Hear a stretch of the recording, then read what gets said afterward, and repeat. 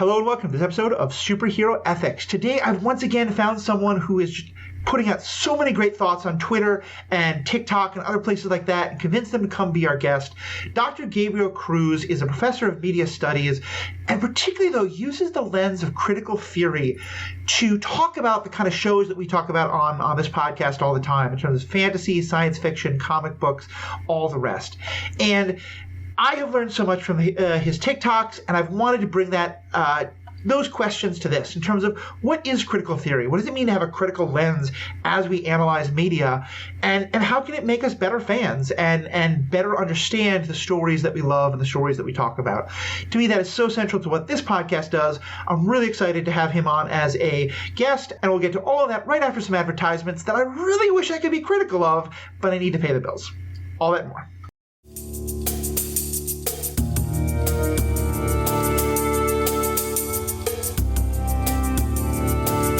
Welcome back. I'm Matthew, your host, they, them pronouns.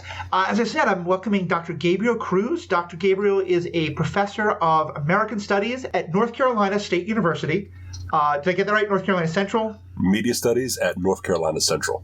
That's it. North Carolina Central. Okay, thank you. Thank you so much.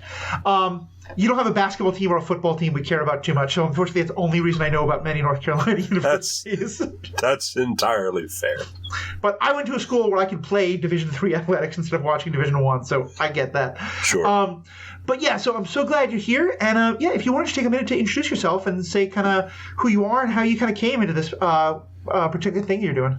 Absolutely. So, like you said, I'm a professor of media studies at North Carolina Central University in the mass communication department. I am a huge friggin' nerd. Who for a long time used that to increase my proximity to whiteness, because I'm a Chicano, son of a Mexican immigrant, and there's a whole thing. But basically, I have taken that desire to be immersed in American pop culture and turned a critical eye towards it, which is a lot of what I do in my research. My primary area of focus is the ideologies and persuasive messaging within superhero narratives, primarily in adaptations as opposed to graphic sequential art or comic books or things like that. Most of what I talk about is like the movies and TV shows and what have you. And I look for it. I analyze it in terms of like race, class, and gender. My secondary area of research, which is relatively new, is white nationalist propaganda, because I don't believe in having good mental health days. Mostly, it's like I'm feeling really good right now. Let's go check out the Daily Stormer. Anyway, so on a previous podcast, I talked about how I watched all 5 seasons of The Wire within about 3 weeks, which incredible television. That's not intense. Very good for my mental health. So that's intense. Yeah, it really was. Yeah. And I'm so glad you're here. And I love actually the way you frame that in terms of the discussion of geekiness and whiteness and how they interact. That to me is a topic that I think has come into my life ever since going back to high school, when my group of friends who were nerdy and geeky were mostly white. It's partially where I lived, but also, and I remember there was one friend of ours who was black who would often talk about how much he got teased by other people of color for interacting with nerdiness and for caring about X-Men and things like that, because it was perceived, and Weird Al has a great song called White and Nerdy about how connected those are. And I think as our fandoms are getting so much more diverse, which is great, or I think have always been diverse, but we're seeing that more and it's being better represented.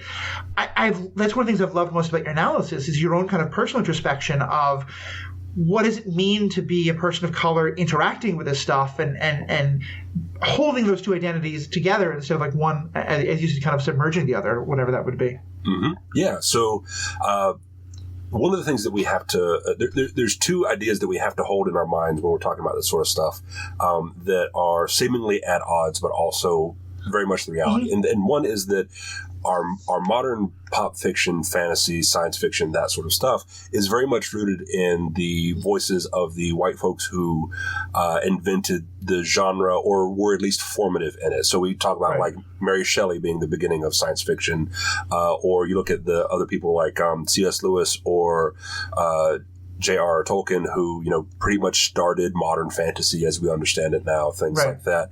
And in that discourse, there's people like, Octavia Spencer, Octavia Butler? Butler, excuse me. I get her mixed up with the actress, pardon me. Octavia Butler, as well as, even someone like Derek Bell, who is the founder of critical race theory, also wrote science fiction, at least one story called The Space Traders, which is, read it when you can come down a little bit that day, because it's heavy. The basic premise of that story is aliens show up and offer to solve all of the United States' problems with their economy, with food shortage, with the environment, if they give the aliens all of the black folk in the United States. Spoilers, not a great ending. And he was making a point about privilege and things like that, and race and sociocultural systems. So, but all these different things that go into it. And so, we have historically centered the white voices of people like Frank Herbert or Heinlein or, even Ursula K. Le Guin, who was writing, stories that were very subversive at the time in terms of race and gender, but we're still from that sort of perspective, which I love the Earthsea stories, right? They're awesome. But also, there's those sort of themes as well. So at the same time, one of my favorite stats to throw out is that in 1935, so we're talking the height of the Depression, there were roughly 133 million people in the United States, give or take, right? There were about 100 million comics in circulation annually throughout the 1930s. You don't get that kind of circulation and readership without a wide variety of people reading these things. And the fact is, in terms of comic books, they were being consumed so readily in large part because they were easy to read. They were written in a way that was accessible to people who didn't have a great education, as well as the use of the visual representation made it much more accessible to people who struggle with literacy, but also people who may have had learning disabilities or things like that. So, they were read by so many people. That's why in the 1950s you get this, concern about the threat of comic books on the social psyche, not just with kids, but overall American society. The Comics Code and all that. Absolutely. And the Seduction of the Innocent and Frederick Wortham and all that kind of stuff in the 1950s. So there's always been, and along with that, there's always been political messaging. There's always been critical ideas. So even when the voices were largely shaped by white Americans, they were still dealing with power dynamics and that kind of thing. One of my other favorite examples is Captain America, right, was created by Jack Kirby and Joe Simon, Jewish American creators, who were also white Americans as well, with that conditional whiteness of Judaism, right? Of being Jews and what that does in terms of who's considered white and not, that kind of thing. And, it's no coincidence that, these guys, a lot of them often change their last names to seem more, American appealing. Dominant. Stan Lee instead of Stanley Liebertz, Right. Or Kirby, his last name wasn't Kirby, it was something else, and he abbreviated it to Kirby to fit in. And, issue number 1 is Cap punching Hitler. And that's great. However, we also have to grapple with the fact that those early Captain America runs were profoundly racist and ableist and sexist and all kinds of things, right? Yeah. Because again, because you can have, and this gets to the broader theme, I think, of what we would like to discuss, and that is that you can critique a thing and acknowledge its merits while also recognizing that there are some real flaws here, right? Some of the early villains in the Captain America comics were corrupt corporate industrialists, right? The original Red Skull was a Department of Defense contractor who made airplanes, right? Oh, wow. Yeah. Who adopted the moniker of the Red Skull. And, he would turn out to be a Nazi sympathizer in that same issue, because you would have 2 issues of Captain America, 2 stories in a single printed issue, because they were 50 pages long, was a story where the villains are Nazis who are also circus performers. I think there were Omar and Sando was a little person with apparently psychic powers, or at least was claiming to have them, right? And so we have the further vilification of people who do not look normative, right, in that way. So there's a lot to unpack there. Right. Yeah. Yeah, I love all you're starting with, because it kind of feels like we're diving into the using of the critical theory, and we'll get to step back and define terms in a second, but I want to just kind of go a little more with that, because for me, as a person who, my own religious belief today is not Judaism, it's Christianity, because I come from an interfaith home. But I came from, my father's Jewish, his family's been Jewish.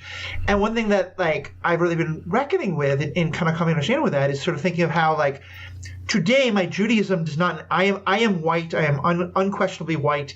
My Judaism does not affect that at all. Mm-hmm. My grandfather was not really white. My father had to hide his Judaism in some ways from, applying to college and stuff like that. And it's been, there's been some great scholarship on the Jewish origins of a lot of these stories at a time when Jews were definitely being treated better than a lot of people of color, for sure. But I don't know if this is true with Kirby, but I know the creators of Superman, for example, went into comics in part because they wouldn't get hired by more traditional publishing or things like that. And yeah, Superman is, I think, a very similar thing. Like, his first villains are a corrupt landlord and a corporate executive who's trying to bust a union, and a guy who's committing domestic assault against his partner, and so there's a lot of that great stuff, and then also a lot of really terrible stuff in same ways that, like, all the stuff that's coming out today we can see as being like great advances, but have some problem with it. And I'm sure 50 years from now, people will look at what we think of as to me, She-Ra, the animated show. I don't know if you've ever seen it. Yeah. Some of the best representation I've ever seen. Everything from like the queerness to the racial diversity to, for myself as someone who deals with mental illness issues, having a character who very clearly has borderline, which is what I have, which is very often stigmatized, and her journey being seen as a worthy one, like the representation of it blew me away. Mm-hmm. And I'm sure in 50 years they'll be like, oh my God, She-Ra was so all these things that were terrible. It's how we advance. But we're kind of giving people an appetizer for all that. Let's kind of step back a bit and just say, so what is critical theory? Because I think for a lot of people, either they've never really heard of it, or as I was for a while, it just sounds like, oh yeah, we're not just saying, wow, that lightsaber fight was really cool. We're saying, let's look in depth. Sure.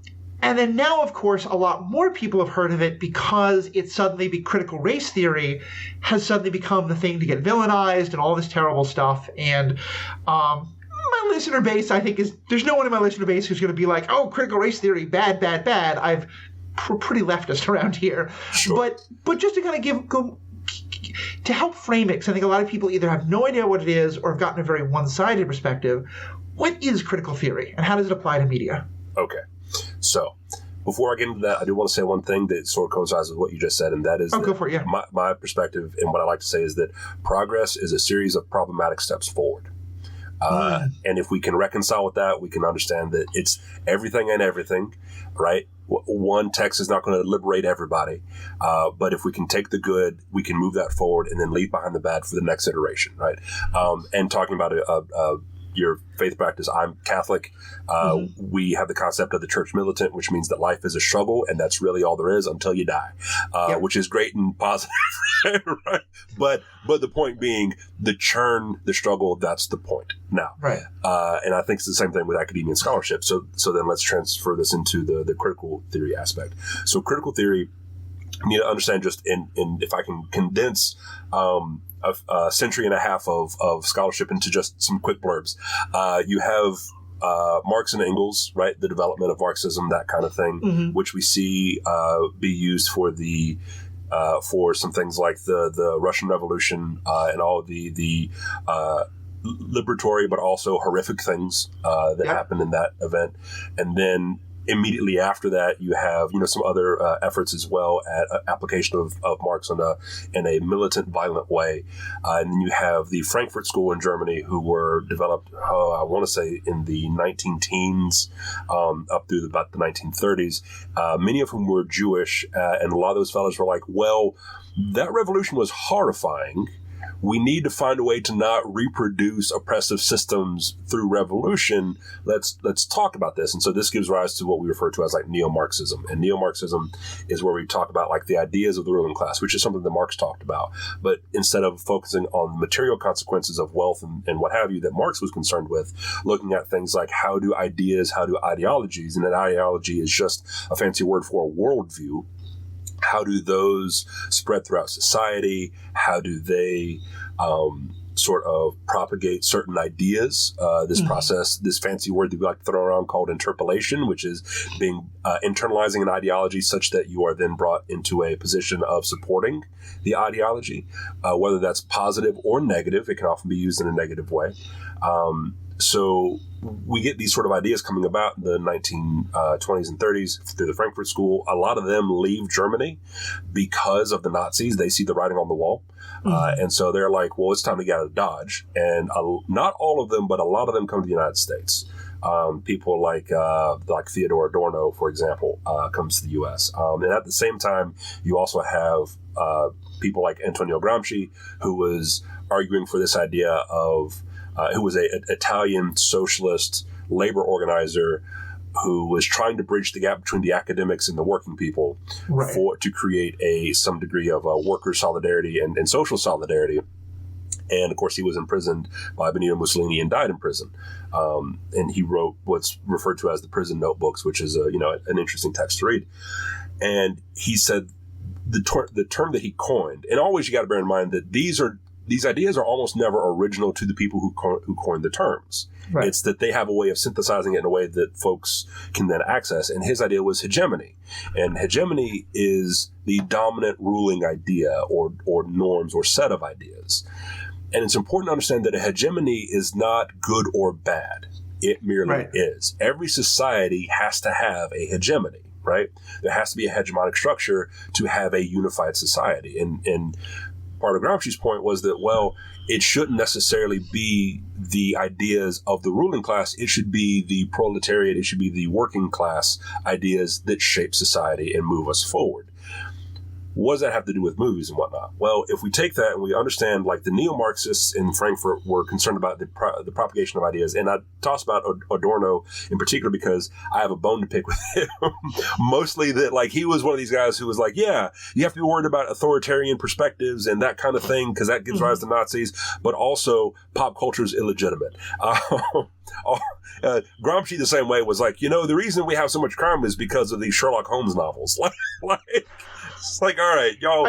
I mean, having lived through the age of video games are going to cause all the problems, it's nice to know that blaming pop culture for society's problems is not unique to Nintendo and PlayStation, but actually goes way back before then. It was either Socrates or Aristotle or Plato or one of them that said, the problem with writing things down is that the young people are going to forget how to remember things.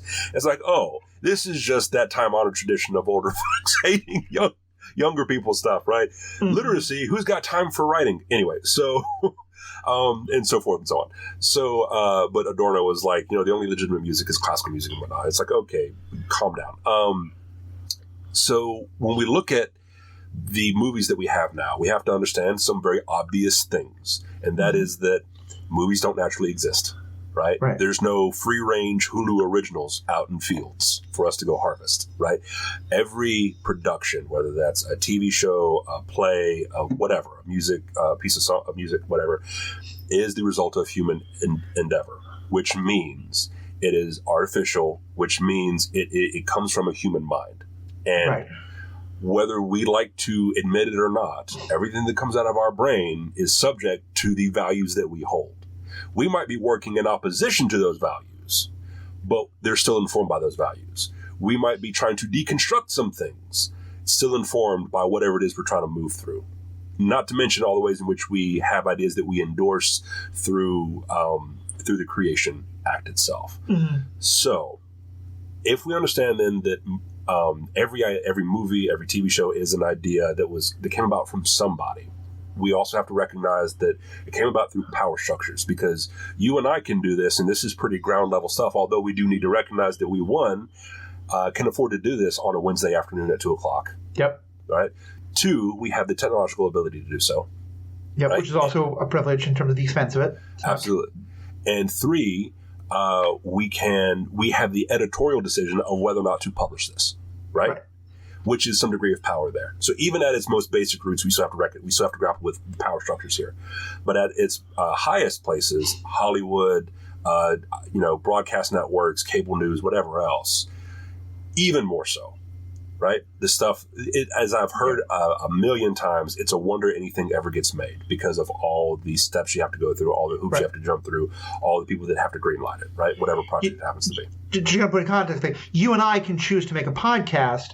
I can come up with a really good idea for a $500 million movie that I think will be a much better representation of things. Yeah. I can't get that done, and neither can you probably. No, absolutely, right? Because we don't have access to those social institutions, right? Yeah. But if Marvel ever wants to hire me, I have a price. It is roughly the size of my student loan debt, and I have no problem. Like, I have integrity to a point. No, because we have to live in the system. No, but the thing is, like, basically, I say all that to say this: every Marvel movie, every DC movie, every whatever movie is the idea of someone who comes from a ruling class. Even if the writers are from marginalized perspectives, we have to recognize that they can only do this with the consent of someone who is a part of the ruling class or classes, however we choose to organize them, right? So, and this is why, so I was at a conference recently where we were discussing this idea of what's called plastic representation. And this is a term coined by Dr. Kristen Warner, who is a African-American woman who argues that plastic representation is when you have representation of a marginalized person or of a particular demographic. In this case, she was talking about Black women, but of a marginalized person or demographic in a way that is broadly accurate but lacks cultural specificity. The example she used is there was a movie starring Viola Davis where, I forget the name of the movie, but they used the score involved a song by Nina Simone. Nina Simone being a obvious icon of Black music, right? And so, yes, that audio signifier of Blackness that is Nina Simone resonates with the audience to reinforce the Blackness of the character, right? However, that's probably not realistic to the character as they exist in the narrative. Right. The character being a Black woman of a certain age in a certain setting, it knows who Nina Simone is, obviously, but is probably more inclined towards other more contemporary music of the time.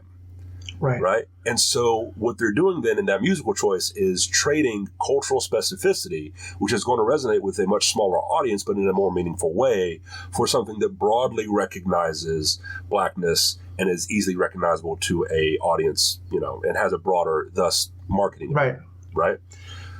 So I remember this was a topic that got talked about a lot when Luke Cage and the first Black Panther movie came out at similar times. And both of those creators were talking about how important it was to show a diversity of experience, of either the Black experience in Harlem or of experience in this fictionalized African country. Because, you're getting that specificity of it's not just here's the one character who comes from X group who speaks for that entire group and is meant to be the representation of everything in that group. Absolutely.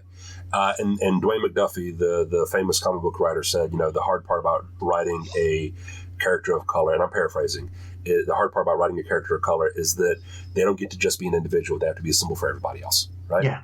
And so Warner's point with plastic representation is that when we engage in that sort of mass appeal, almost like manufactured, abstract representation, it's better than the tokenism. It's better than lesser forms and stereotypes and tropes and what have you. But also, like, we can't. It's almost unreasonable to expect these major productions to have cultural specificity because, first and foremost, they're in the business of staying in business, right? And so, going back to critical theory, we are looking at how does power factor into this, and within that, you have all kinds of things like neo-Marxist critique, which has to do with like labor and value and social standing and worth, as well as you have critical race analysis, which is not the same as critical race theory, which also looks at how race is constructed. What I think the scholar Lisa Flores talks about race making, right?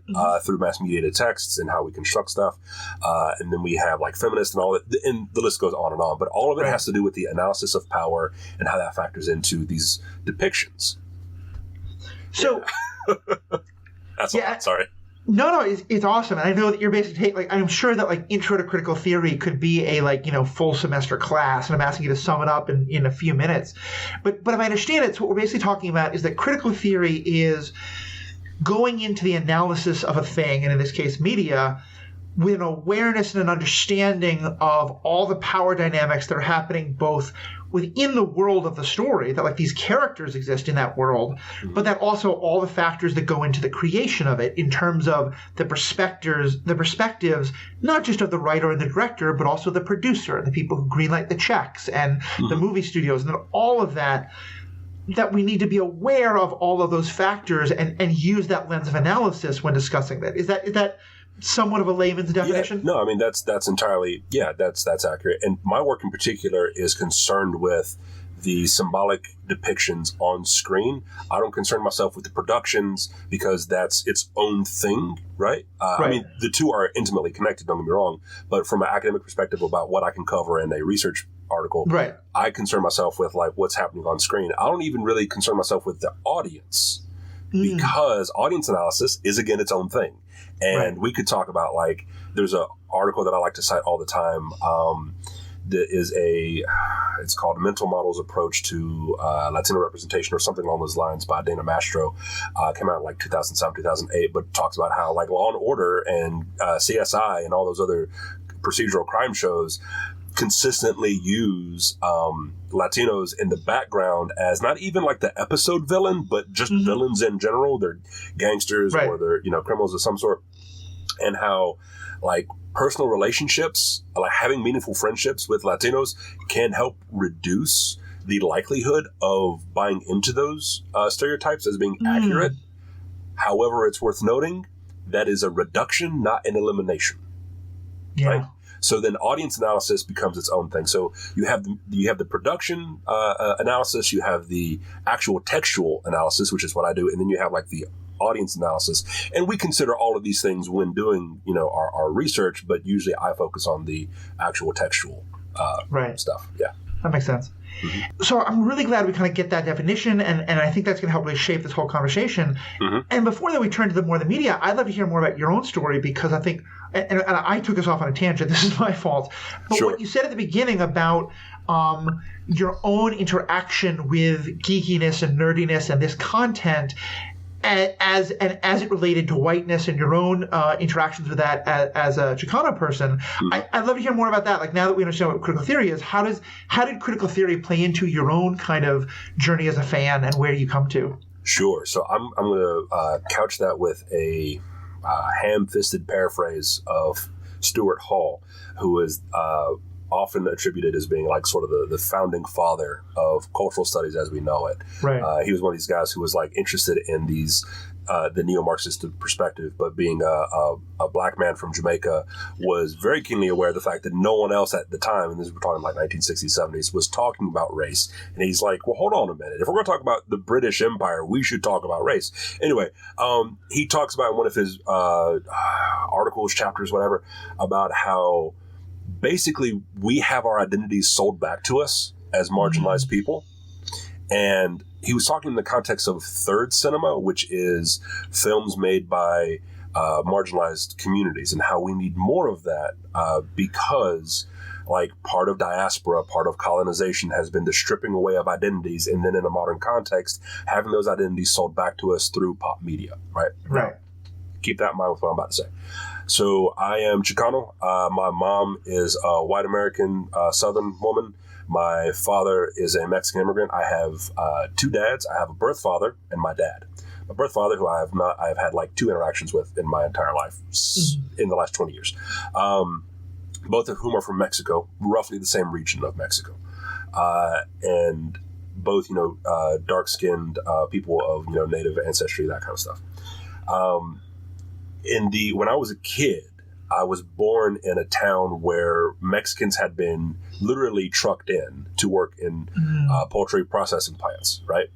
And my mom had been adamant about me learning to, embrace Mexican culture, things like that. But when we left, and I had already, by the time we left at the age of 8, I'd already separated, from my birth father, things like that. We moved to like Northern Virginia. We moved for about 4-ish years. I lived for a few months in Georgia with the thought that I was going to stay. Ended up not. Moved back to North Carolina, where I'm from, and a few different towns, in the course of 3 years. And my dad enters the picture when I'm about 11, 12 years old. And the construction of my Latino identity there's often been gaps there. And to my mom's credit, did a lot to try to reinforce that at home. But I'm also dealing in primarily white spaces, dealing with, contemporaries and peers who are immersed in white pop culture. And also my mom, huge fan of things like, Led Zeppelin and Dwight Yoakam. Right? So I'm hearing like Vicente Fernandez and Los Tigres del Norte and Marco Antonio Solis at home alongside of like the Dixie Chicks and Dwight Yoakam and whatever else, right? So I'm getting all those things together. And so my white American perspective of myself is pretty well formed. This is also where I get into things like the Hobbit in 6th grade, and I just never look back. Fantasy and all that kind of stuff, right? But when I'm trying to construct my Latino identity, I have next to nothing to fall back on, at least immediately accessible, right? Because this is the 90s. And so I've got the X-Men. And so Nightcrawler is who I often attribute a lot of my emotional resonance to, because Nightcrawler was a demon who also was Catholic, and I'm Catholic, and so that jives. If you grow up in the South, particular parts of the South, Catholicism is often demonized in a very literal sense. So I just want to tell this quick story. My mother's family is Baptist from Texas. My mother and her sisters were born in upstate New York, but the family's all from Texas way back. Like, we think Robert E. Lee, we think Jefferson Davis might have been a direct descendant, and there's some pride of that. All right. A couple generations back, which is a thing, to be sure. But so my mother marries a Jewish man. Yeah. And the Southern Protestant Baptist family is not very happy about this. Then her sister marries a Catholic, and that's 10 times worse. Yeah. And like the two sisters clashed for a long time before my mother passed away about her being like, my aunt being like, at least I married a Christian. Why is this worse somehow? But to Southern Catholics, Southern Baptists, like, and yeah, the Klan hated Catholics as much as anybody else. At least that second wave iteration of it did. Yeah. So I remember my mom's a convert, and when she joined the Catholic Church, one of her aunts said, "I know you're a Catholic now, but I also know you still love Jesus." And I was like, what? Anyway. So, but Nightcrawler was also defined in many ways by trying to fit into society that would not allow him to, right? In the X-Men Evolution cartoon, if you remember from like the early 2000s, right? Nightcrawler, it has a holographic watch that projects a hologram where he appears as a white American male, right? And as long as he kept his tail wrapped around his waist, no one could tell. And so it was that aspect of trying to buy his way in.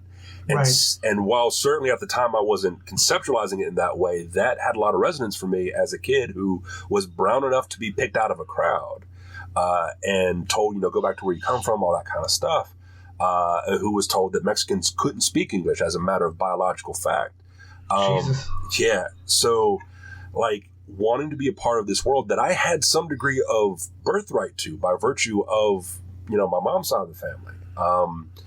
And coming up against that barrier, like the narratives about people who were perpetual outsiders, despite, even if you had like a Cyclops or a Jean Grey or whoever else, or Remy, because Gambit was like the Southerner I wanted to be, right? He was cool and could like talk to girls and stuff.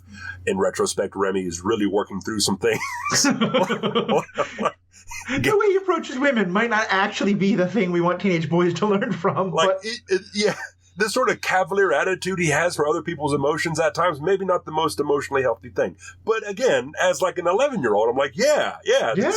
And also he blows things up, and that's awesome. So that was the water I was swimming in. And so I glommed onto it in part because I had that emotional resonance of the outsider, but also because it was a way of making friends with people, right? And so going back to the idea of critical theory, I was internalizing the ideas of the dominant class, of the ruling, governing ideas, to have access to these Right. systems and powers. And you might say, well, how, the X-Men in particular is laden with ideas that are counter mainstream and that kind of thing. Yeah, kind of, depending on what version of the X-Men we're looking at. But also the ones that are subversive are still being filtered through that gatekeeping, folks who say yes or no to it, right? Yeah. Yeah. Yeah, no, it makes a lot of sense, and I think that's such just for yourself. I'm so glad that was able to help you reframe that journey, help you reframe that understanding. But I think it's one that, and I promise we will get to talk about some of the stories. But just as content creators, I think that's so helpful because, for me, one of the most powerful kind of learning moments I have had was early when I was getting started and I was first trying to think about who could be guests on the podcast beyond my regular co-host. And I went to a fantastic con in Wisconsin. It's called WisCon. For anyone who's ever in the Midwest, I strongly recommend it because it's specifically feminist based. It does all kinds of great analysis. And one of the people I heard was a black woman who had some fantastic things to say and made a joke about I'd love to be on more podcasts. So I went up to her and I approached her and said, yeah, I would love to get you on my podcast. And she said, okay, sure. Just don't ask me to come on and talk about anything black. And happily, I didn't ever have to say this, but I realized, my first thought was, I'd love to ask you to come on and talk about Black Panther or about Luke Cage or... Sure. And it wound up, she came on and talked about something completely different that had some people of color in it, but that wasn't the focus in any way. But it really caught me out because it showed me for myself that I had that idea of it's fine for me as a white person to talk about all this stuff, but if it's a more people of color story, then I need a more people of color guest, and... Actually, as I say that, I do think it's important to get diverse voices, especially when talking about those kind of things. But when it becomes the flip side of, you get the gay guest to come on only to talk about the gay thing, that's just another kind of this limitation of you are a person who has this identity that you're defined by the Uber culture, and so therefore everything you do should be about that. And I don't know if you've had that where people are only kind of asking you to come talk about things as a Chicano person, but I think I think critical theory helps me to better understand how the choices we make, even of who our guests are, can factor into that. So I have two thoughts related to that.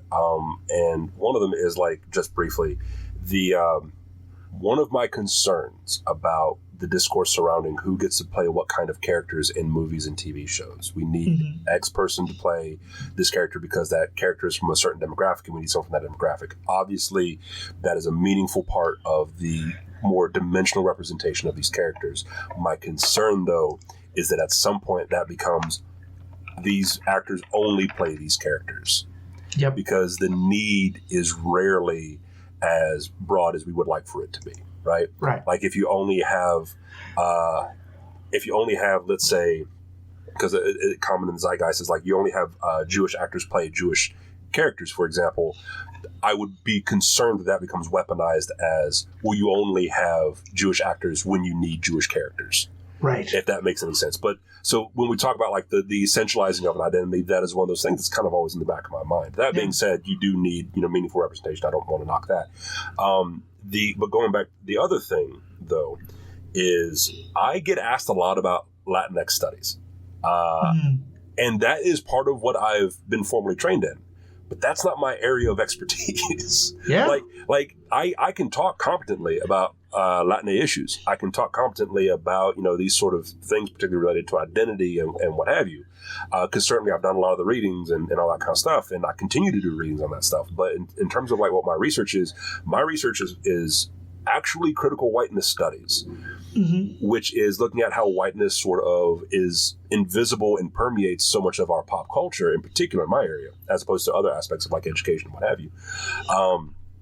Which means I know a little bit about things like Blackness or Asian identity or Indigenous identity or Latinx identity, particularly as they are defined by whiteness. But that's not the same thing as being an expert in those respective areas. The other thing is most of my training has been informed by a unfortunate side effect of race analysis being relatively new, and that is the black-white binary, where so much of our scholarship has to deal with whiteness and blackness. And don't get me wrong, those are absolutely things that we need even more of. At the same time, because there is because of the I won't say politics, but the aspects of producing academic work, that's also what's dominant out there, right? Yeah. And so there's a lack of these other areas as well. Not to frame this as we need more of this than of that, but just we need more of everything. But we have the most of is stuff related to whiteness and blackness. I mean, to me, a lot of this comes down to why the kind of more critical discussions are so important, because and I'm someone who uses TikTok and who uses Twitter, and I love creating content on there. And I'm not saying these things invented this, but I think, when discourse is focused on a small number of characters or a small amount of time, it's critical theory in a tweet is really difficult. You can't have a bumper sticker that's more than 5 lines. And I think that's where a lot of the kind of somewhat binary approaches to these things that I think often are really frustrating and often I want to go a lot deeper into come into place. And, it's funny just because what you were saying just now also really tied into me with what you're saying about the specificity of identity, because I remember there's another content creator who I follow who I'm having trouble remembering who it was exactly, but I'll see if I can find it and put in the show notes. But they're also Chicano, and Chicana, and they talked about how when In the Heights was a really big deal, and there's a lot of discussion about it, they kept being asked, well, what do you think about this? You're the expert. And they'd be like, no, I am Chicana.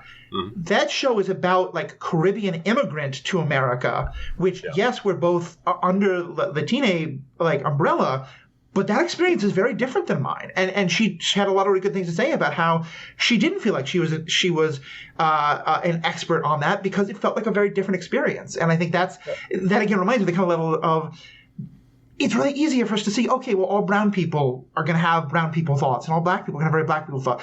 I get this all the time. I'm a disabled person. I'm an amputee, so half of my life is lived in a wheelchair, half of it's not. I have an important perspective there, but if you ask me to comment on someone, when someone asks me to comment on Daredevil, I'll be very careful in saying, I have thoughts in general on disability awareness and why I think some parts of Daredevil are good and some parts aren't, but I'm not visually impaired. I'm not blind. Right. And so there's whole parts of that experience that I can't speak to. Yeah, and talking about disability in particular, there's also the phenomenon of what's referred to as the super crip, the super cripple stereotype, right? Yep. Where in the case of Daredevil, the blindness becomes the feature, not the bug.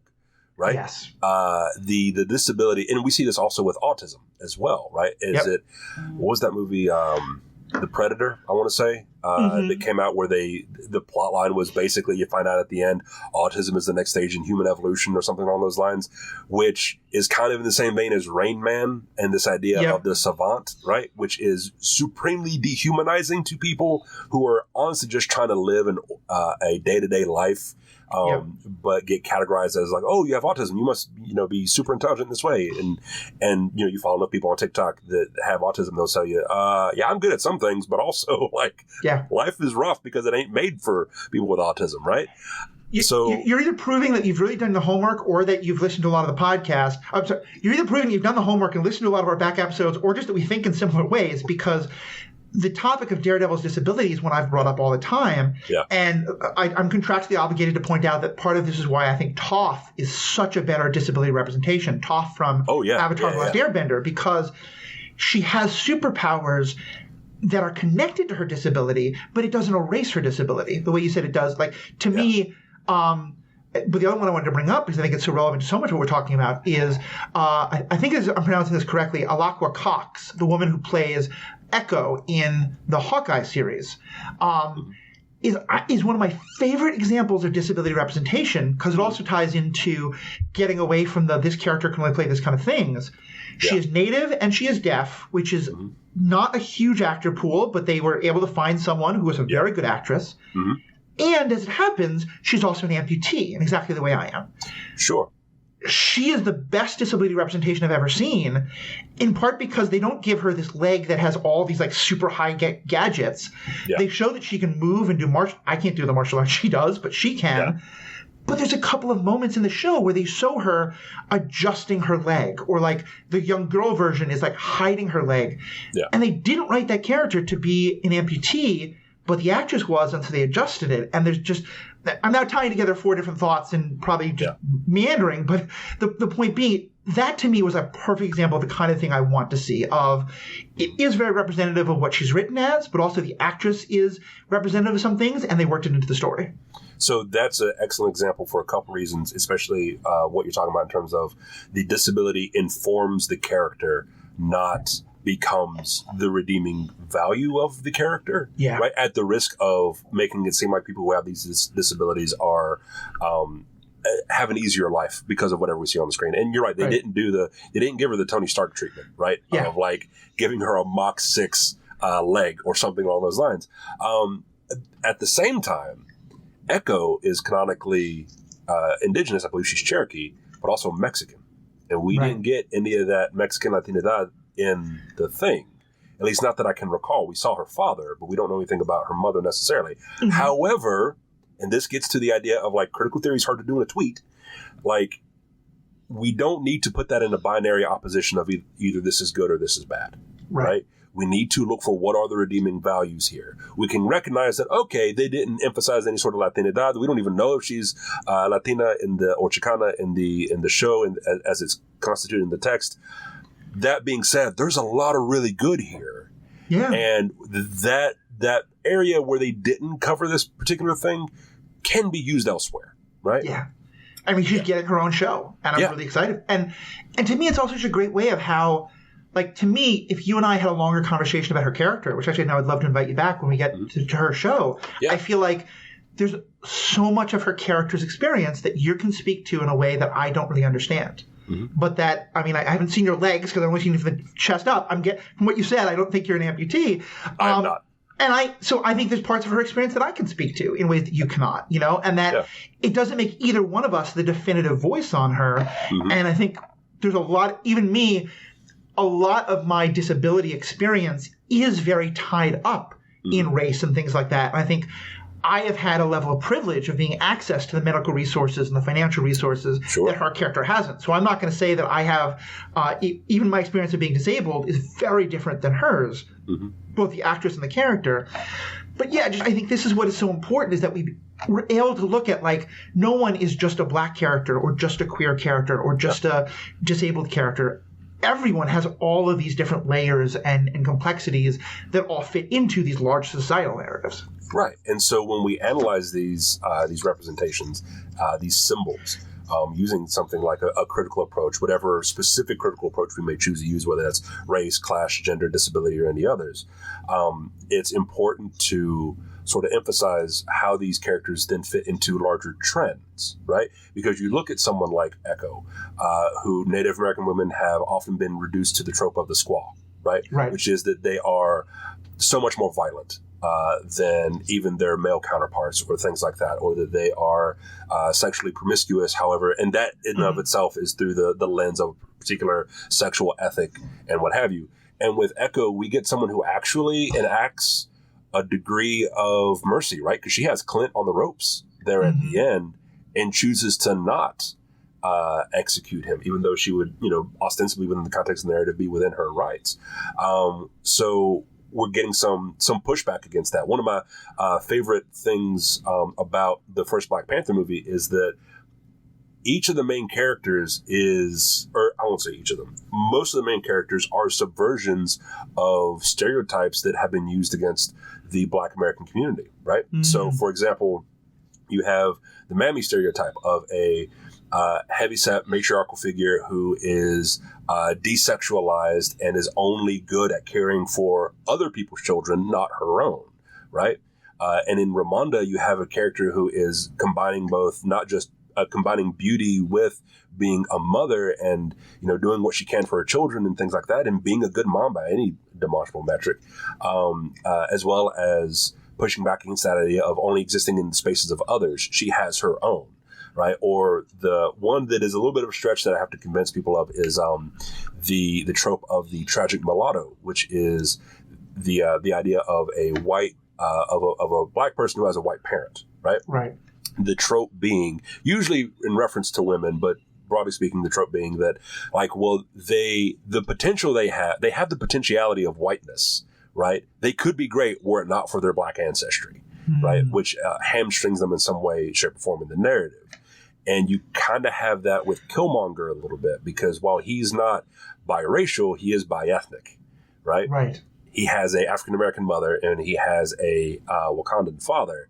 And in that case, actually, the part that brings him down is the tragedy and the trauma, not so much because of his ancestry, so they're getting away from that, but this idea of having to struggle and bridge two worlds. And that is a difficult thing. And yet he has some degree of success in that, right? Mm-hmm. So, and he's entirely capable. His downfall then is like the personal hurt, not because of anything intrinsic to him as like his genetic composition or anything like that. Right. So, yeah. Anyway, I hear what you're saying, and let me see if I can take that a little further and tell me how I'm kind of on the right track of the way critical theory looks at these kind of things. Like, obviously the people of Wakanda and T'Challa and all the rest of them are not white by any means. Sure. But and I think this is part of what the movie is getting at, is that a lot of, like, when you talk about white privilege, a lot of it is about not having the experience of blackness in a world of white supremacy. Mm-hmm. And Wakandans, at least in Wakanda itself, and because they are so isolated, they are experiencing blackness that isn't in a world of white supremacy. And that a lot of T'Challa and their reactions to someone like Killmonger is they haven't had his experience. And a lot of both what Killmonger and Nakia are trying to get T'Challa to understand, which he does by the end of the movie, is we need to go out and help those people who are living in the world of white supremacy that we are not. Is that kind of a fair analysis, you think? That is a fair analysis, and let me complicate it a little bit. Please do. Because I firmly believe in not enjoying things. No, but okay, so let's complicate that. Because that's my favorite episode about Andor was all about how this amazing, incredible TV show left a lot of things on the table that it didn't deal with well in terms of the indigenous story of one of the characters. So I'm all about ruining things. Go for it. They literally introduced MMIW, Murdered and Missing Indigenous Women, right? In episode 1, and we're like, no, not again. What? Anyway, so yeah, you're right. Like, that is a part of the thing when in Black Panther of, these other people live in a world of white supremacy and we can do something. We have the means to help them. But also, we can come to some reasonable conclusions about how Wakanda operates. Number one, Wakanda's an empire. I would suggest they're a colonizing empire. Mm-hmm. The difference is if colonization is defined in part by an extractionary practice, they're not extracting resources in terms of raw materials. They're extracting information because they have the War Dog program, right? They have spies everywhere. They want for nothing in terms of material resources, but they need information. And so they do engage in that colonial endeavor. The other thing is an inevitable offshoot of colonization is the creation of racial or ethnic hybrids, which is where we get Killmonger, right? Another component of this is there appears to be a caste system in Wakanda, right? You notice you have the border tribe who are the military. You have the merchant tribe. You have the mining tribe. You have 4 different tribes in addition to the Panther tribe, right? And this suggests a class system, right, where things are kind of static. Yeah. That also means there are probably people in that country who are experiencing not the same, but similar oppression that the African Americans in Oakland are experiencing, right? Where we get Killmonger, right? So how much of that are they blind to, or let me back up, how much of that are they not paying attention to in their own country? Yeah. Right. And so this is actually something I wrote about in a edited collection. I have a website, gacruzphd.com, shameless plug, where you can go read my book chapter on it. It's called My Blood Right, Killmonger, Colonialism, and the Wakandan Empire. I think if I'm remembering my own title correctly. Anyway, but that's this kind of idea. So, like, when we talk about, Black Panther as a symbol of Afrofuturism, absolutely. And it exists in the media landscape in our own world in opposition to what have been a history and a continued practice of dehumanizing African Americans and Black folks through, some really unfortunate discourse in the form of the symbols that we see on screen. At the same time, Wakanda's not without its problems. Yeah.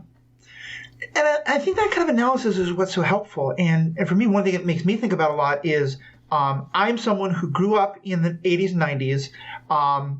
And I came out to myself as queer when I was a teenager. Mm-hmm. And I did so in the time of AIDS, when AIDS and HIV, and there's still real concerns. Please keep being safer sex and all that. But it's a very different experience than it is today, where, at that point, AIDS was a literal death sentence for overwhelming majority of people, and then it was for anyone who couldn't afford these incredibly expensive medications. Happily, a lot of that's changed, but still not fully fixed. But one of the things that it meant was when we started to get stories about gay people, who are almost always gay men, if someone had to die of AIDS in the story, and on the one hand that is realistic to that time, but also it made for incredibly depressing stories.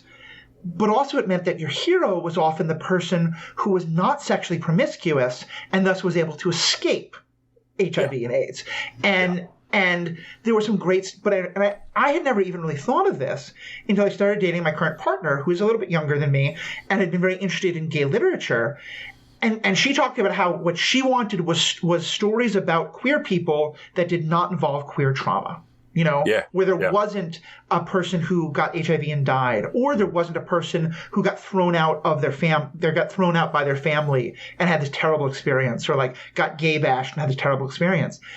And I'd never thought about it that way until they pointed out, all the stories about queer people that were being told mostly by straight people all had to involve one of those things. Mm-hmm. And we're now starting to get more stories that don't have that, and how important that is. And to me, that just, it's, I guess I'm kind of off on a tangent here, but it ties into all the stuff you're saying about, like, you look at the stories deeper and see what are all these subtexts that are being told again and again, and how can stories subvert that? Yeah. And the pointing out these, what we would consider to be critiques doesn't mean you can't enjoy the thing, right? For sure. You can, it's a weird politics of what we do and don't support and all that kind of stuff. And I mean, even as someone I know put it, Harry Potter is a pretty good but formative text for a lot of people, written by an unfortunate person. But even think about I'm sorry, go ahead.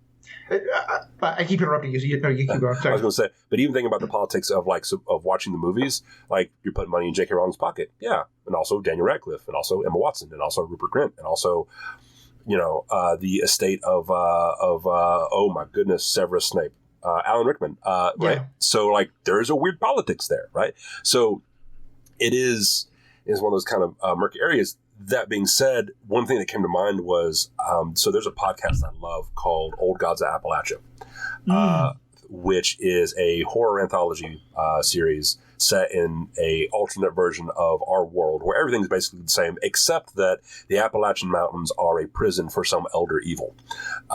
And as someone who's grown up in the foothills of Appalachia, I get it. That scans. But one of the things is, there's two primary writers. Steve Schnell, I believe, is the guy who founded it, and I believe he's come out recently in the last couple of years as being bisexual. But he and his partner, who I don't know if she's queer or not, but they have a one of their guiding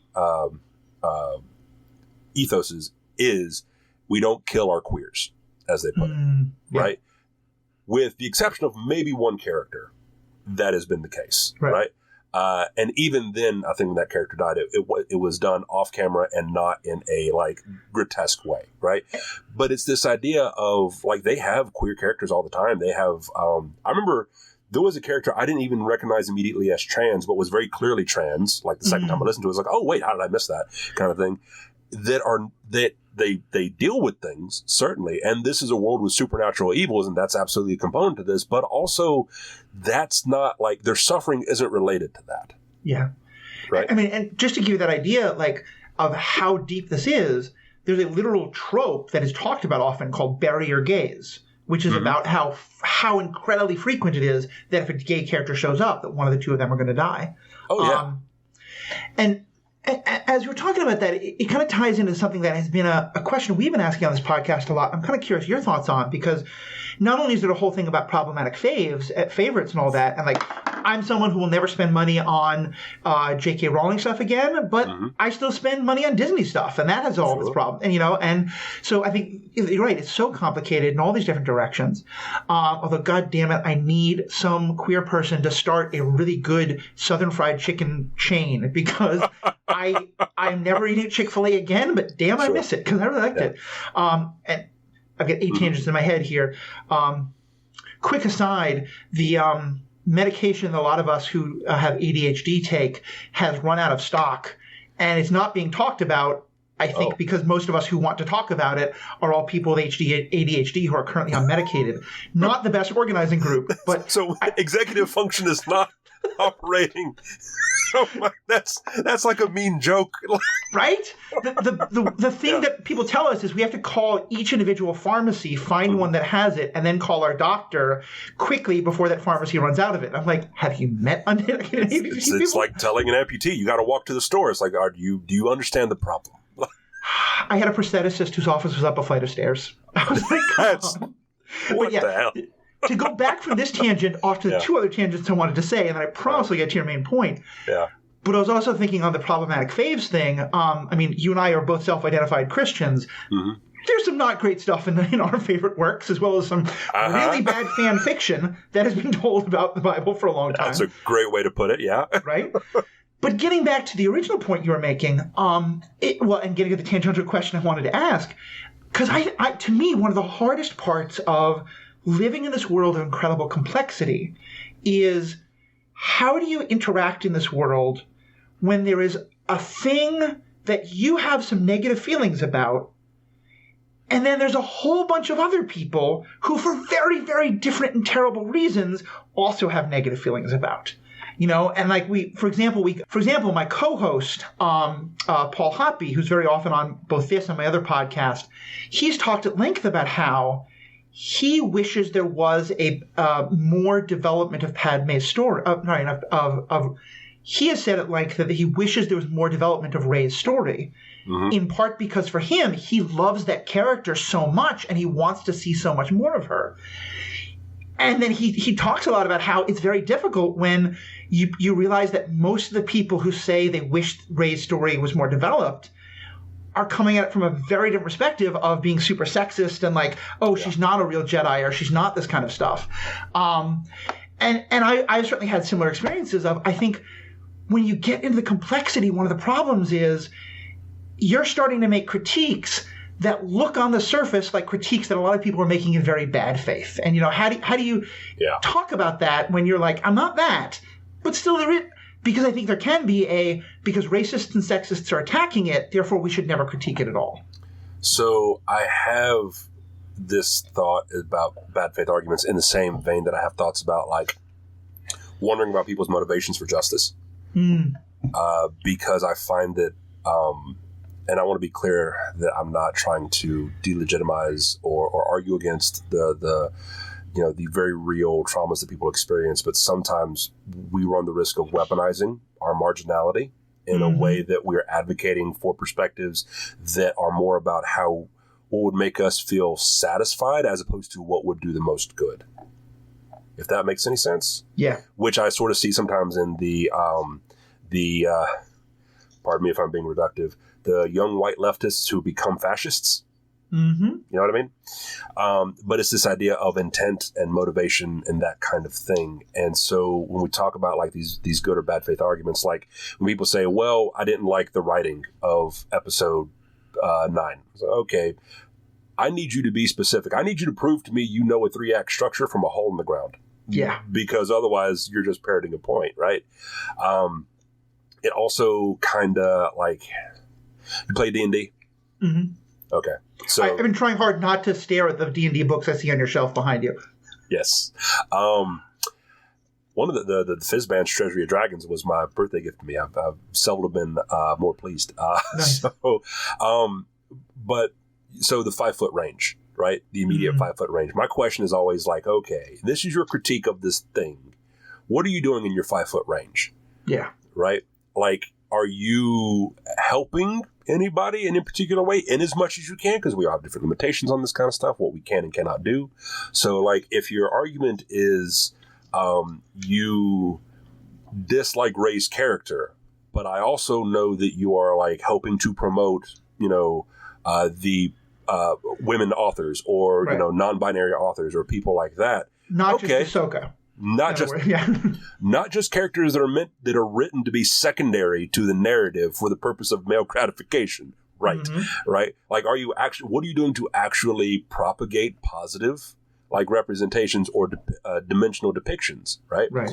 Of these people in other areas that you are also active, right? That's part of what I get at or what I think about. So, like, it's also a matter of, like, personal understanding. It's you talk about Chick-fil-A for a minute. Like, I have friends who are gay who enjoy the use of recreational drugs.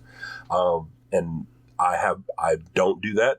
Mm-hmm. Never have. It's never been of interest to me. And part of that is because as a Mexican American, I am also keenly aware that, like, my father hadn't been able to go back to Mexico since like 2008, in large part because of conflict related to the cartels, right? Mm-hmm. Yeah. The Mexican drug cartels and their trade and the market in the United States has been imminently affecting my family. That being said, I understand that, like, I've had buddies who were queer who, like, need to take the edge off at the end of the day. I get it. Right. For the same reasons that I know people who have grown up in abusive households who love Harry Potter because Harry Potter was an abused child and that gave them some degree of resonance. I'm not going to fault them because they like J.K. Rowling's work. Right. So it's there's that human intimate level of this, because if we're not bearing in mind, if we're only dealing with even our close relationships as broad symbolic terms, then we are inherently dehumanizing a relationship. Mm-hmm. Right. Yeah. And community is very important. So that also gets to this idea of, like, sort of human understanding and mercy and allowance. But when in those spaces, it is kind of weird. It's like men's rights stuff. There are actual issues that affect men uniquely that we need to talk about. But also, like, the MRA folks are egregiously offensive individuals usually, who at best care superficially about those problems, and usually in regard to using them as, like, cudgels against other people. Yeah. Right. I think that's such the perfect example of it, because you're right. Like, and that's someone I my recent joke has been, I'm not a man, but I play one on TV. Sure. In that, like, I'm non-binary, but I'm masculine passing, and I certainly have a whole bunch of male privilege still, and all kind of things like that. Mm-hmm. And yeah, I still remember how when my parents got divorced and my father had primary custody, that was shocking to people because they were so used to that. And there have been, I think there are ways that toxic masculinity has harmed me that I think are important to talk about. But I always feel both it is important to do, but also I feel I need to. Anytime I talk about that, I'm always going to say, I'm not saying that we have it harder. I'm not saying this is a racist patriarchy. I'm not saying any of that. Mm-hmm. But I always have to be, as you said, very careful about, I am now in danger of standing next to some people. Tying it back to the other thing that I kind of mentioned as a joke, but I think is true. For me, as someone who is Christian and continues to claim Christianity, in a world where that has done so much harm to so many of the people I love and so many of the communities I know, and for my kid, particularly around, like, queer issues and things like that, but also, racism. Like, you talked about the faith militant, which can have some really good sides. Through Crusades, it's also kind of tied to that, Not great, not our best moment. And so I always feel a need to sort of say, yes, I'm Christian, but I am not that, and I'm not, I don't want to define myself against that. That's a topic we've talked about a lot within progressive Christianity. But certainly that there's a need to kind of recognize when you claim a position, who is standing near you and how important it is to sort of separate yourself from that. And that part of that can be to be like, look, I'm not just a bumper sticker. Like, I think there can be some problems with these things. And the other thing that I wanted that I think ties into that kind of with what you're saying was, it's also where I think it's really important to be able to look at a conversation that's happening and saying, I'm a listener in this conversation. I shouldn't necessarily be the dominant voice. And I'll give just a recent example that this is going to be some spoilers for Wakanda Forever, the new Black Panther movie. But if you're anywhere near any of the ads, you probably know this already, that the primary antagonist for a lot of that movie is Namor and the people who he is leading, who are all very rooted in Mexican and indigenous to that area stories. I've seen some folks of those backgrounds talking about how much they loved that story and how much they thought it was amazing representation. I've seen others who are very frustrated by it and that they had to be, their representation was as fairly militant and as the antagonists. I'm very interested in that discussion. I don't think my opinion on the discussion is terribly relevant. I think it's much, and I don't think that I can just say, oh, well, these people said it, so therefore I can speak for all people. I can say, I know how all, Chicano or indigenous Mexican or whatever speak, because I have to recognize that there's an internal dialogue there that not only am I not a part of, but that is a lot deeper than just what I would want to say. It is one of those sort of tricky things. So I think about like how we mentioned critical race theory earlier, which is which has come to be a umbrella term for different approaches to looking at how institutions reproduce racist outcomes, originally with legal theory and then later with like education and other things as well. And we have to also recognize that a lot of some of the foundational scholars were not people of color. They were white, right? And we can take what's useful and then push back against what's not, right? Because that's how ideas get better. And it kind of reminds me. Pardon me if I should know this, but do you have any relationship to the South? I mean, you said Texas earlier, but like... Yeah, I mean, my grandmother's... my mother's family is from the South, and I went to visit there. And I will say that I was recently talking with someone about, like, do I qualify as Jewish ethnically because it's my father and the like? And my response was, well, when I was 7 and I told a little girl that my father was Jewish and she asked me to feel my horns, that certainly felt like she thought I was Jewish. I got a similar response when I used to have really long hair and I was told that, oh, y'all grow out your hair to hide your horns. It's like, what? No, that's a Jewish thing. That's not your thing. I didn't mean to certainly don't mean to appropriate the stereotype, but yeah, they're like Catholic men grow out their hair because they're hiding their horns. It's like, well, first of all, they would point outward, but two, what? Anyway, though, yeah, but so like, yeah, I don't have much experience of the South other than, my grandmother's family and a love of some parts of country music and an awareness in the last 10 years that I probably have a lot of fairly bigoted ideas of the South from being a liberal Northeasterner that I've been trying to slowly unpack. You've so far acquitted yourself of being a very likable Yankee. Well, thank you. But no. I'm a hardcore Mets fan, so I do object when Southerners call me Yankee. But I get that term has different meanings as well. The reason I bring that up is there's a joke in the South. What do you call 16 rednecks in a room? A full-blood Cherokee. And the joke is everyone down here claims to be some kind of indigenous person. Right. In a blood quantum kind of way. And there's all kinds of negativity and unfortunate understandings that go along with that. That being said, that phenomenon has kind of shown up with, and it's not new. This is a thing that's gone back decades, certainly. But in terms of how people have latched onto Namor being indigenous, and people saying, well, this is Latino representation. No. Let's be clear about something here. Like, these are, this is an indigenous representation of a particular group of the Maya, not even all of the Maya, right? This is the Yucatec Maya specifically. However, going back to the idea of like opinions that matter and whatnot, like a lot of us have relationships or lack thereof, and a lack of relationship is still a relationship with indigeneity, with a native identity. My father identifies as mestizo, which is a term that some people absolutely hate to use because it's a reference to the Spanish caste system of indigenous peoples, where mestizos were the combination of the indigenous plus the Spanish, and were like at middle rank on the caste system, beneath them being the actual indigenous people as well as the Africans who were brought over through slavery, but certainly beneath the Europeans. And he was told as a young man in school, like, okay, they're Apache, and I've talked to my biological side of the family, and they don't know. They know they come from Indians or from natives, but they don't know to what extent. They're broadly detribalized, that kind of thing. So I have a relationship with this character as a symbol of indigeneity, as someone who has a native ancestry, but I don't have like a living, breathing native identity. Yeah. Right. So when people say, well, what are you? Because this is a question I've gotten from time to time. It's like, well, I'm a Mexican American. I have some native ancestry and that kind of thing. But does the fact that I'm not indigenous mean that I can't weigh in on this thing? And what I would say to that is, first of all, it's not a matter of can you or can't you. Anyone can do anything. Sure. Right. Also true. The question is your thought productive? Does it advance the perspective? And our race, our ethnicity is not our sole qualifier. It is a component of how it is a part of that which informs the human instrument of the lived experience for understanding the world around us, but it is also not the soul in and of itself. Right. Right.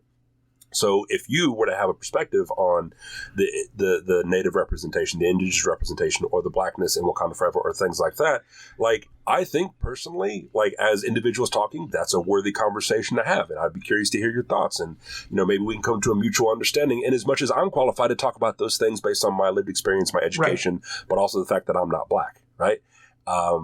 At the same time, though, there is that responsibility of, okay, well, how do I voice this in a public way? Yeah. Whether it's through TikTok, a podcast, Instagram, or whatever, right? So I don't want people to feel like they can't take part in the conversation. But like what you said earlier, part of a conversation is just listening. Yep. And having an informed opinion later. And I think it also really comes down to the context of it. If you and me are talking as friendly, which we're certainly hoping we're going to do, I'm loving getting to know you more through this. Yeah, that's a different frame than, for example, than if I am asked to be a guest on someone else's podcast versus the conversation I hold on my own. I mentioned to you off air before we got started that it's very intentional that this podcast has not done an episode on Black Panther. And I don't know if we will. We'll reference it in other things. But part of that was for me because, again, I know that I have the resources and ability to create a podcast. And a lot of people are doing that right now. And my thought was, if someone goes into iTunes or Spotify or something like that, and they Google Black Panther to find a podcast about it, I didn't want there to be one more white voice that was coming up on the list as one of the first things they were going to find. Sure. And I think that's, but I also really appreciate what you're saying, that because it's to me, if the takeaway is, if you're not in the group, you shouldn't talk about the group's issues, that's one more way that we need to get more critical. We need to get deeper on these things. Because to me, the whole I think I saw you make a couple of No Nuance November talks, but you didn't make very many. And I made only one, which was the only thing I can say without nuance, is I love nuance. Because I just and I'm not attacked. I think there's some great No Nuance November posts out there. But with all this stuff, I think it's my... Again, I think it narrows critical theory down way too much to say it's just about being more complex. Yeah. But to some level it is. It's about saying that very few things are as simple as what we want them to be.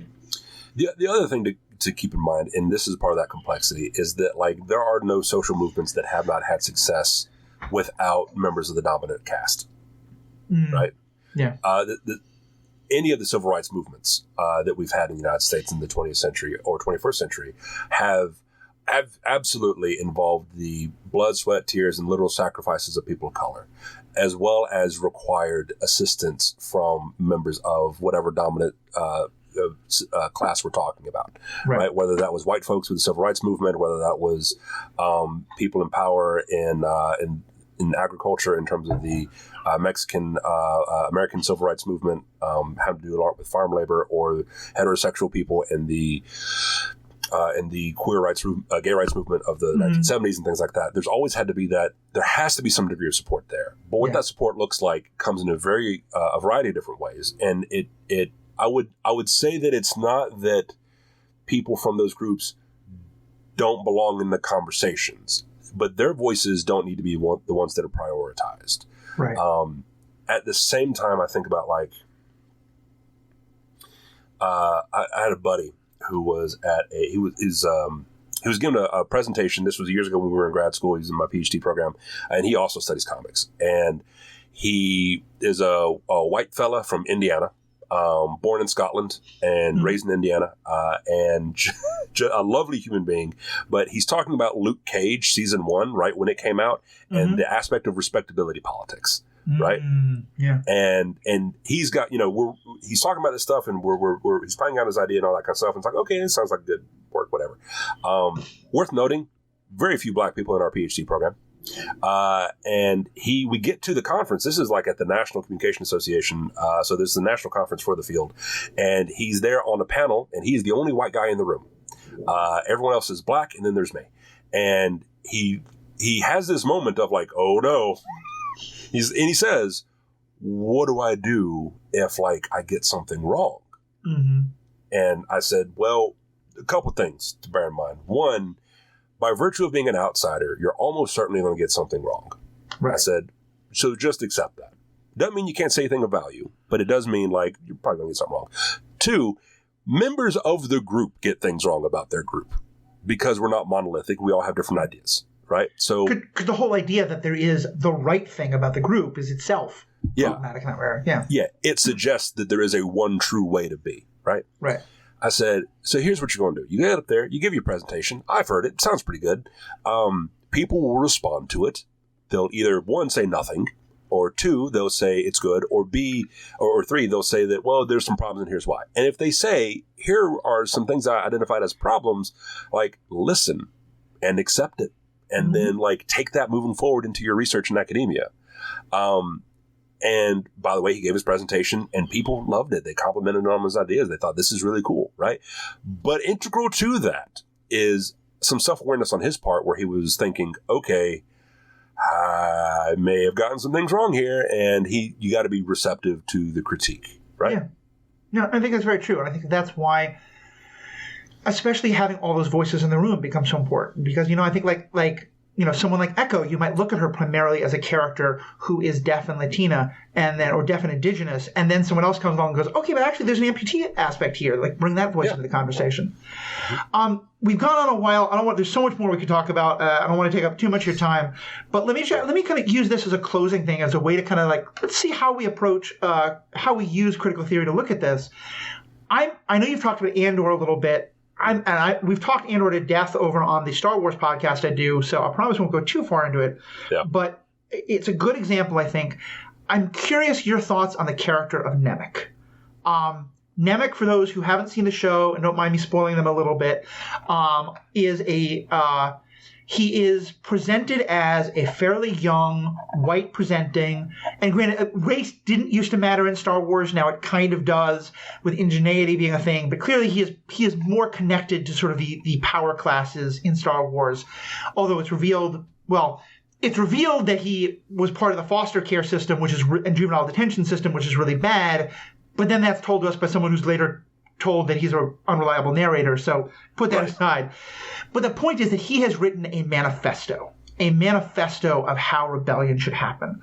And he was what I immediately thought of when you talked about kind of the young leftists, some of whom become fascists, which I think is another character on the show is a great example of.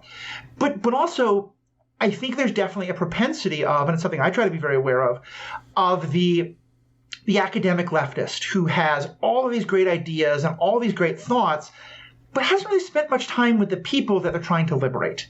One of my first jobs was a union organizer, and I had studied Marxism in college. And like a 21-year-old, I thought going and talking to all of these hotel workers about Marx would be a great way to help them organize a union. Plot twist, I was very wrong. Yeah. And he's presented as someone who has a lot of these great attitudes. And unfortunately, he dies in a tragic way, and that's a big part of the story. But one of my other guests who I had on earlier kind of really made me think about it in a different way, and that person was also a person of color. That guest, AJ, is a person of color, and he was saying that he saw Nemik as the white person who talks a lot of big ideas but hasn't yet put their ideas into practice, and who there's therefore some good deal of suspicion about. and that kind of, for me, kind of put words into something I'd already been giving a lot of thought to. But just the role that Nemik plays as the person who he's younger than most, he comes across as a lot more innocent than most, and so you wonder how much of the suffering of the Empire has he felt. Excuse me. It's entirely possible he's felt quite a lot, we just don't know. Yeah. But he's the one with all the big ideas. He's the one with all these theories and stuff like that. What's kind of your take on his character? Because it felt like there's so many different dimensions you could unpack there, either positive or negative. First of all, he died in one of the worst ways for me to imagine personally, and that is being crushed, right? Yep. Like he was already wounded, and then the friggin' the cargo crushed him. But you ever read The Wheel of Time? No, but I have friends who know it quite well, so I know a good deal about it. So, Wheel of Time was written by Robert Jordan, who was a veteran of one of the foreign wars, maybe Korea. Mm-hmm. And you can see he's working through some things when he writes Wheel of Time. Yeah. Right? There's a great line in there from during a civil war of sorts where someone says, sometimes there are no good choices. And you think, Robert, what did you do? But there's this other variation of a phrase that keeps showing up that relates to Nemec. And that is, like at one point, a general says, like, no plan survives the first sword draw. No plan survives the first arrow. First contact with an enemy, yeah. First contact, yeah. Or one of my favorite versions in real life is, I forget who said it, was a boxer that said, everyone's got a plan until they get punched in the face. And it's that kind of thing. I think that Nemec was a good example of an idealistic hopeful from a particular experience, right? And it's important to bear in mind that when we talk about rebellions, when we talk about any kind of social movement, a particular experience is not the defining experience. It's a relevant one. It's an important one, but it isn't the defining one. And so when we talk about Nemec, we also have to bear in mind all the reasons other people are involved in the rebellion as well. We can't let that be the sole voice that defines it. And also Nemec, he wasn't combat proficient, right? Mm-hmm. You get this from Andor. You also get this from the other fellow. What's his name? His sort of buddy, the one who ends up being a unreliable narrator, that guy. Oh, yeah. I remember him. I can't place his name at the moment. Right, who we're led to believe has some sort of military background or training or whatever. And Nemec falls victim to that thing of, the young don't belong in battle sort of thing, which is also kind of curious because those guys were young at one point serving in battle and they survived. But when we look at Nemec as an archetype, what he means to me is he helps to breathe some life into those who have become cynical, right? He is a part of why Andor has that radicalization throughout. But he also wasn't successful in doing that with that other fellow, the one who tries to run off with the money. Right? So he is something of an inoculation against cynicism and being jaded. I think that's of value. At the same time, it's when you look at the excerpts we get from him versus the excerpts we get from Marva in her speech. No. Actually, I was thinking of the older fella who goes after Andor, the one who's pulling the strings in the antique shop. Luthen. Luthen, yeah. Luthen. I called him Skarsgård for a while, but no. Yeah. I knew he was one of the Skarsgårds, but yeah, Luthen. When he says, I burn my life to make a sunrise I will never see. Yeah. Right? And both of those have their own kind of inspiration to them. I'm putting my money on Skarsgård personally because he survived, but it's also important to not discount the perspective of Nemec because it's easy, in particular when you do critical work, is my job. And when it's, I joke with my students, I'm here to ruin the things you love. It's easy to become jaded and you need those reminders, while also maintaining the fact that okay, that's one person's reason for the rebellion. Right. And I think that's so good because I think Luthen, again, I don't want to go too much into this, but I think in some ways, if you start with A New Hope and Return of the Jedi and Empire Strikes Back, which is the kind of, I think there's a lot of depth to those, but mostly it's awesome lightsaber battles and spaceships, and there's very clearly defined good and evil. Yes. And then you get all the way down to the point of Andor, where our heroes are doing very heroic things, like holding guns to the heads of children and quite possibly going to shoot them if they don't get their way, and deciding that these 30 people should die because you don't want to reveal that you've got a spy, and tacitly participating in genocide. and taking the attitude of, we need the things to get worse so that more people will realize that they're bad, which, if it sounds familiar, remind yourself of anybody who said, no, I want Trump to win so that people realize how bad the system is. And to me, it's and I kind of feel like Andor is critical theory as approach as we said that. I think Andor is when critical theory looks at Star Wars, because it's just looking at the rebellion isn't all bread and roses and goodness.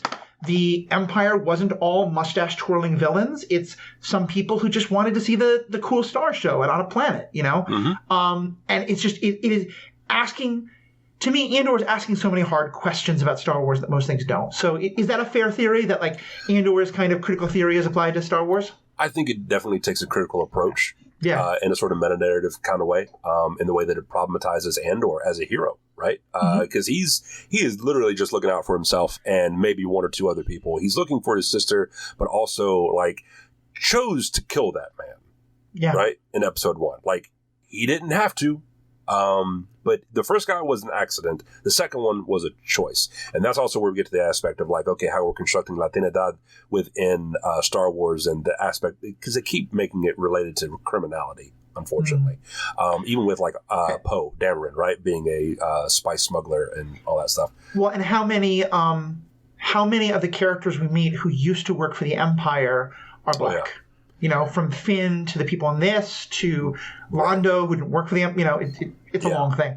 It is. And although I would argue that if handled better, we could get a discourse on how marginalized people have historically upheld oppressive systems, whether by necessity or by choice. Right. So, but again, that's not exactly something they get into. Right. So, no, I think Andor is a great critical approach to Star Wars through the universe of Star Wars, especially with like the plot line with like Mon Mothma, excuse me. Oh God, yeah. And the idea of, can you actually reform a system or bring about revolution from inside the system, and what does that cost you? Those kind of things. Even Tim with 2 M's, right? Everyone in Star Wars gets these crazy new names, except you've got Luke and you've got Tim. Well, Luke is better than Luke, right? From Legends. Yeah, so there's that. But like, Tim was a jerk, and Tim shouldn't have done what he did. But also, like, he's not without sympathy, and shouldn't have been gunned down in the street. But it does, like, Andor does a good job of sort of complicating these otherwise very straightforward archetypal narratives in a way that I think is productive for creating questions to ask. Exactly. And like I said, because it not only problematizes the rebellion, but it also sort of steps back from the idea of the Empire. Like, the Empire is clearly evil. Yeah. But, you know, one of the first characters we're introduced to is a woman who is clearly much more competent at her job than the people around her give her credit for, and who is constantly having men question her work and question her ability. And there's a natural part of me that's like, you go, girl, I want you to succeed. Oh, you're trying to succeed at the Imperial Security Bureau hunting down our hero. Okay, maybe I was so angry at the writers and so impressed with them at the same time. Because, like, it just gives so, like I said, it's ruining the things you love. It's like, now that I've seen those poor schnooks who are Imperial soldiers who just want to, like, go and watch the pretty stars, watching them get murdered by... Watching them get killed by the thousands when the Death Star blows up, or the millions, it problematizes it, and I love it. But you can't see. It's hard to enjoy media the same way once you have this analysis. You know what we don't talk about with the explosion of the Death Star is what happened to all the debris and what planets did it land on and who did it murder. Anyway, but yeah, no, I'm inclined to agree. It does. I think good media doesn't necessarily have to, because problematizing things is easy. I think good media troubles our conscience, and hopefully in a productive way, if that makes sense. Yep. Yeah. I like it. Afflict the comfort the afflicted and afflict the comfortable, as I learned in seminary.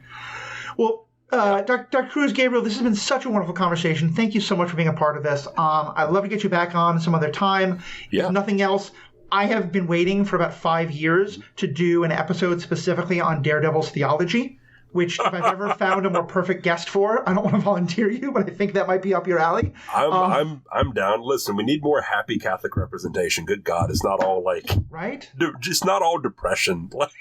And look, a Catholic can get some. Like, I'm happy for him on She-Hulk. No, it's true. You know? Listen, he throws down. Yeah. But just for me, particularly as a scholar of Job, like the book of Job is the one I read most. And so when I studied in Hebrew, and so when he's quoting from it all through season 3, I'm like, oh my God, 95% of my fans won't care, but there's so much theology here. But anyway, so we'll definitely get you back for sure. But there's so much great content you're putting out there. You mentioned some articles.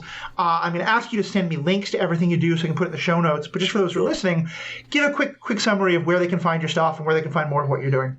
Yeah, so if you want to hear me holler into the void, I am on TikTok, Instagram, and Twitter. Very little on Twitter, but on Twitter at GACruz_PhD.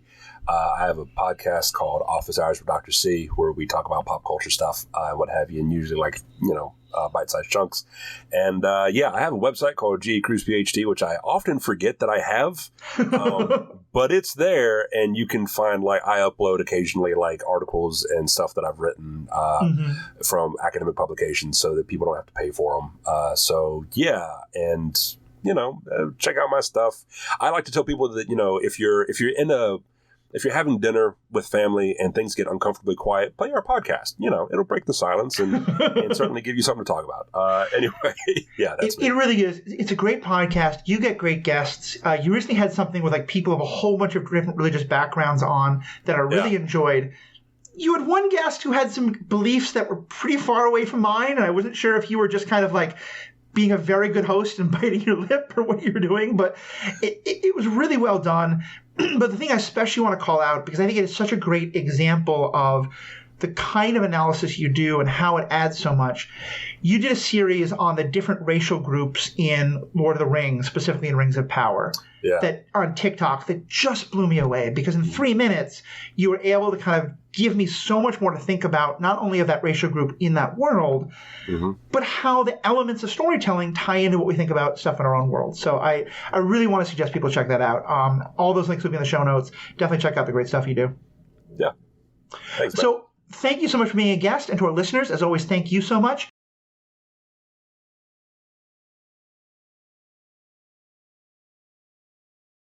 So I had to re-record this closing at a later time. So once again, such big thanks to Dr. Cruz for being a part of this. And to you, our fans, thank you so much. I'd love to hear your thoughts on this. We've introduced a lot of ideas and theory and the like that would love to get your thoughts on. Of course, you can find us by going to theethicalpanda.com. There you'll find our Twitter, our feedback, all those things. A couple of things I just want to quickly let people know. We're coming to the end of the year.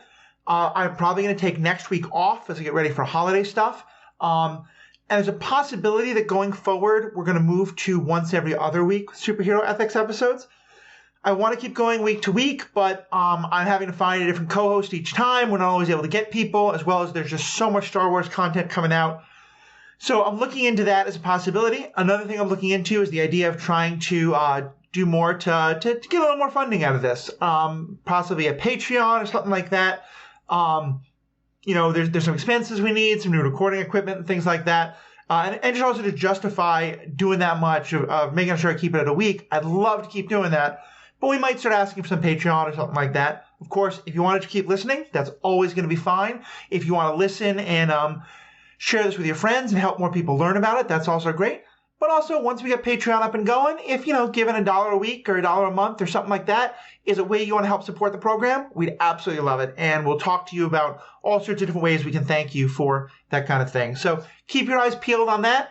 Understand if we don't have an episode up for you next week, it's just because we're taking some time off for the holidays. And I hope everyone enjoys the holidays and has a happy new year. And I look forward to bringing you more content in 2022.